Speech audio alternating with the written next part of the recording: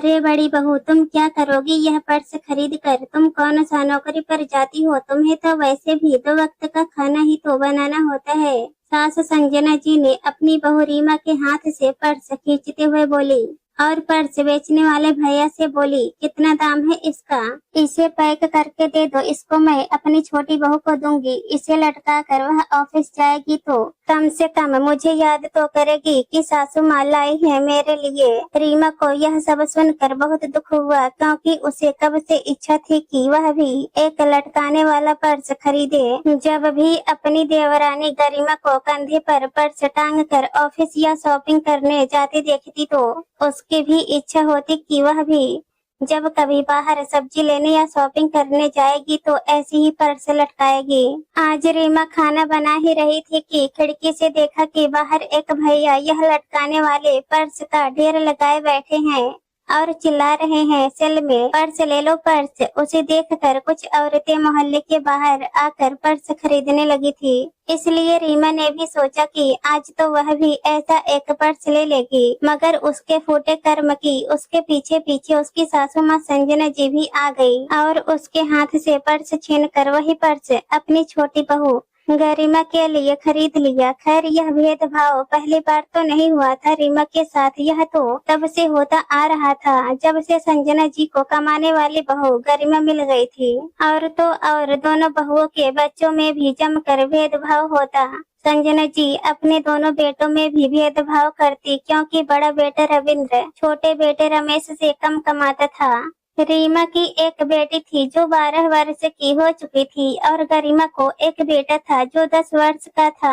गरिमा तो सुबह बेफिक्र होकर ऑफिस चली जाती, पीछे से घर का सारा काम रीमा संभालती और गरिमा के बेटे अनुराग को सास संजना जी बड़े प्यार से संभालती, क्योंकि गरिमा हर महीने की उसकी सैलरी में से कुछ रुपए सासू माँ को दे देती, जिससे वे अपने लिए जी भर के शॉपिंग करती। गरिमा भी ससुराल में खूब रौब से रहती। कुल मिलाकर रीमा अपने ससुराल के लिए एक कठपुतली समान हो गई थी, जिसकी डोर उसकी सास और देवरानी के हाथ में थी। वे लोग जैसे नचाते उसे नाचना पड़ता। भाभी प्लीज आप अपनी बेटी को संभाल कर रखिए।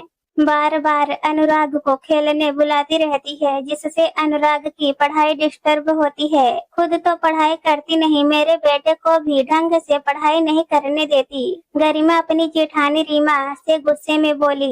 रीमा बोली, गरिमा, अनुराग ही मेरी बेटी आकांक्षा को बार बार खेलने बुलाने आता है, फिर आकांक्षा भी तो छोटी ही है। मेरे मना करने के बाद भी अनुराग आकांक्षा को अपने साथ जबरदस्ती खेलने ले जाता है। गरिमा बोली, देखिए भाभी, आपकी बेटी को तो ज्यादा पढ़ने लिखने का शौक नहीं है, मगर मेरा बेटा तो हमेशा पढ़ाई में अव्वल आता है। यह बात आप जानती हैं, इसलिए आकांक्षा को अनुराग से दूर ही रखे, इसी में हमारी भलाई है। इतने में संजना जी भी वहाँ आ गई और बोली, इसकी बेटी को तो अभी से रसोई में खाना बनाने का शौक है। लगता है बड़ी होकर यह भी सिर्फ खाना ही बनाएगी इसकी माँ की तरह। और हमारा अनुराग तो अफसर बनेगा पढ़ लिख कर। यह टीका टिप्पणी सुनना भी कोई नई बात नहीं थी रीमा के लिए। गरिमा का बेटा पढ़ने में होशियार था बचपन से, और रीमा की बेटी को ज्यादा शौक नहीं था पढ़ने का। हाँ, उसे रसोई में खाना बनाना बहुत पसंद था, इसलिए वह भी कई बार रसोई में आ जाती और अपनी माँ को रसोई में छोटी मोटी मदद कर देती। 12 वर्ष की उम्र में ही उसे सब्जी काटना और सब्जी बनाना आ गया था। आटा भी गूंथ देती, इसलिए घर में सब कहते यह तो कुछ नहीं करेगी, बड़ी होकर उसकी पढ़ाई में पैसे खर्च करना व्यर्थ है, इसको तो सिर्फ रसोई में खाना बनाने का शौक है। आज फिर अनुराग 5वीं कक्षा में अव्वल आया था और गरिमा अपनी जेठानी रीमा को जलाने के लिए लड्डू बांटने आई। गरिमा की आदत थी, वह हर साल रिजल्ट वाले दिन रीमा को लड्डू जरूर देती और यह एहसास भी करवा जाती कि उनकी बेटी के सामने उनका बेटा कितना होशियार है। और सास संजना जी भी गरिमा का भरपूर साथ देती। रीमा का दिल करता कि उसकी बेटी भी कक्षा में अच्छे नंबर से पास हो, मगर आकांक्षा नाम मात्र सिर्फ पास होने के लिए पढ़ती। उसका पढ़ाई से बस इतना ही वास्ता था, बाकी वह पढ़ाई में इतना ध्यान नहीं दे पाती थी कि वह अच्छे नंबरों से पास हो। आज तो हद ही हो गई जब फिर से अनुराग और आकांक्षा साथ खेल रहे थे। गरिमा गुस्से में आई और तपाक से एक थप्पड़ अनुराग के गाल पर जड़ते हुए बोली, तुझे कितनी बार समझाया है इस आकांक्षा के साथ मत खेला कर, वरना इसके साथ खेल कर तुम भी इसी की तरह नालायक बन जाओगे। थप्पड़ की आवाज इतनी तेज थी कि कमरे से संजना जी और रसोई से रीमा भी बाहर आ चुकी थी। संजना जी बोली, छोटी बहू अनुराग को क्यों मार रही हो? इसमें अनुराग की क्या गलती है? गलती तो बड़ी बहू की है। बड़ी बहू, बहुत हो गया, अब तुम्हारे लिए यही अच्छा होगा कि तुम अपनी गृहस्थी अलग कर लो, वरना बच्चों के कारण घर में बड़ा झगड़ा हो जाएगा। आज तो संजना जी गृहस्थी अलग ही करवाने पर तुल गई थी। इसके पीछे एक बड़ा कारण गरिमा और उसके पति रमेश की मोटी कमाई भी थी और रीमा के पति रविंद्र एक प्राइवेट कंपनी में काम करते थे, जिसमें सिर्फ घर का महीने का राशन आ जाता था और दूसरी सारी जरूरतें रमेश के पैसों से पूरी होती थी। संजना जी भी छोटे बेटे बहू की बोली बोलने लग गई थी। रीमा बोले, मम्मी जी कोई बात नहीं, आज आपने इतनी बड़ी बात कह दी है तो मैं खुशी खुशी अपने परिवार के साथ अलग रहने चली जाती हूँ। आज तक आपने घर के बेटों में, घर की बहुओं में, यहाँ तक कि घर के पोते पोती में भी खूब भेदभाव किया, मगर मैंने पलट कर जवाब नहीं दिया, क्योंकि पलट कर जवाब देना मेरे संस्कारों में ना था। आज मैं यहाँ से जाने नहीं चाहती थी, मगर मुझे और मेरे परिवार को निकाला जा रहा है। आज के बाद मैं और मेरा परिवार तब तक यहाँ कदम नहीं रखेंगे जब तक आप हमें खुद न बुलाए। संजना जी और गरिमा ने तो रीमा के सामने देखना तक जरूरी नहीं समझा। रविंद्र के ऑफिस से आने के बाद वे तीनों यह घर छोड़कर हमेशा के लिए चले गए। रीमा ने इस घर को इतने साल दिए थे, मगर आज इस तरह से गरिमा और संजना जी द्वारा बवाल मचाया जाएगा और उसे अपनी गृहस्थी से अलग रहनी पड़ेगी, यह उसने कभी सपने में भी नहीं सोचा था। रविंद्र और रीमा ने मिलकर जैसे तैसे एक घर किराए पर लिया और धीरे धीरे अपनी गाड़ी को पटरी पर लाने का प्रयास करते रहे। रविंद्र की आमदनी भी ज्यादा नहीं थी और संजना जी ने भी बेटे को अब तक उसका हिस्सा नहीं दिया था, इसलिए रीमा को घर बहुत सोच समझ कर चलाना पड़ रहा था। इसी तरह साल बीत रहे थे। गरिमा का बेटा अनुराग पढ़ाई में अव्वल आ रहा था और आकांक्षा का कुकिंग में शौक बढ़ता जा रहा था। आकांक्षा का खाना बनाने को लेकर इतना लगाव को देखकर रीमा ने जो अब तक पैसे जोड़े थे, उन पैसों से आकांक्षा को कुकिंग क्लासेस में डाल दिया। अब आकांक्षा कुकिंग क्लासेस जाने लगी थी और तरह तरह की चीजें बनाने लगी थी। साल गुजरते गए और अनुराग पढ़ लिख कर एक नौकरी पर लग चुका था और यहाँ आकांक्षा ने यूट्यूब पर अपना कुकिंग क्लासेस का एक चैनल खोल दिया था। आकांक्षा सोशल मीडिया पर छाई हुई थी। फेसबुक, यूट्यूब, इंस्टाग्राम पर आकांक्षा की कुकिंग फेमस हो चुकी थी, जिस आकांक्षा के बारे में रीमा के ससुराल वालों को लगता कि यह बड़ी होकर क्या करेगी, वही आकांक्षा आज फेमस हो चुकी थी। साथ में अनुराग से भी ज्यादा कमा भी रही थी।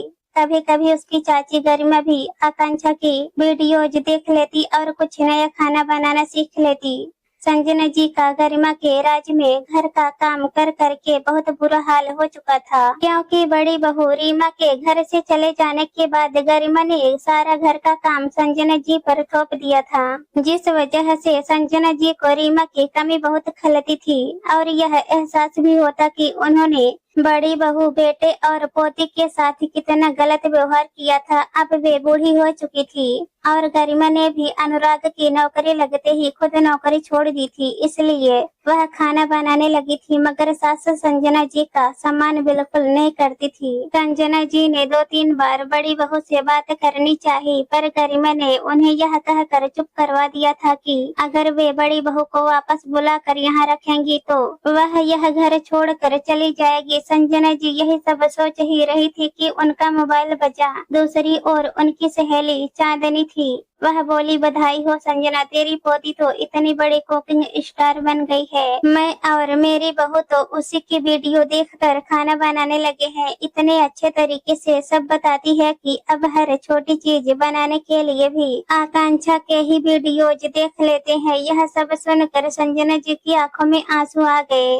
यह पहली बार तो नहीं था कि कोई आकांक्षा की तारीफ कर रहा था। संजना जी की आस पड़ोस के लोग, रिश्तेदार, सभी लोग आकांक्षा की तारीफ करते थे। बेटे, बहू और आकांक्षा को देखे 1 वर्ष हो गया था, इसलिए अब संजना जी की अपने परिवार से मिलने की बेकरारी भी बढ़ने लगी थी। उनको अपने किए पर बहुत पश्चाताप था, इसलिए अब उन्होंने न आओ देखा न ताओ, चाहे गरिमा रिश्ता तोड़े तो तोड़े। रीमा के घर का पता निकाल कर वे बड़ी बहू रीमा के घर पहुंच गई। रीमा ने उनको देखते ही उनके पांव छुए। संजना जी ने उसे तुरंत गले से लगा लिया और बोली, मुझे माफ कर दो रीमा, मैंने तुम लोगों को घर से निकाल कर बहुत बड़ी गलती की थी, जिसका खामियाजा अब मैं भुगत रही हूँ। उतने में दूसरे कमरे से आकांक्षा आई। संजना जी आकांक्षा को देखते ही उसे गले लगाकर बोली, बेटी, मैं तेरी सबसे बड़ी गुनहगार हूँ। मैं नहीं जानती थी कि इंसान बिना पढ़ाई लिखाई कर भी अपने हुनर के दम पर भी आगे बढ़ सकता है। मैंने तुम्हें हमेशा कमतर आका, मुझसे बहुत बड़ी गलती हुई है। बहू, मैंने तुम्हारी गृहस्थी तो अलग करवा दी, मगर उसके बाद मुझे छोटी बहू से कभी वह सम्मान नहीं मिला जो तुमने हमेशा दिया था, जबकि मैंने तुम्हें हमेशा छोटी बहू से कम आका। मैंने तुम लोगों के साथ बहुत गलत किया है, माफी की हकदार भी नहीं हूँ, मगर दिल में इतना सारा बोझ लेकर शायद जी नहीं पाऊंगी, इसलिए एक आस लेकर चली आई तुम लोगों के दरवाजे पर। रीमा और आकांक्षा के मन में तो बहुत सारे गिले शिकवे थे, मगर संजना जी जैसी भी थी तो घर की सदस्य, और अब इतनी बूढ़ी हो चली थी कि उनसे बदले की भावना क्या रखना, यही सोचकर रीमा और आकांक्षा ने उन्हें माफ कर दिया। दोस्तों, कभी कभी हम हीरे की चमक में जिसे कोयला समझकर फेंक देते हैं, वह आगे चलकर असली हीरा साबित होता है। इसलिए कभी भी जरूरी नहीं है कि घर में जो व्यक्ति कमा रहा है या जो व्यक्ति ज्यादा अच्छा कर रहा है वही हीरा है। कभी कभी लोगों के दूर जाने के बाद हमें यह एहसास होता है कि हमने शायद असली हीरा खो दिया। दोस्तों, कहानी पसंद आए तो हमारे चैनल को सब्सक्राइब कर देना। धन्यवाद।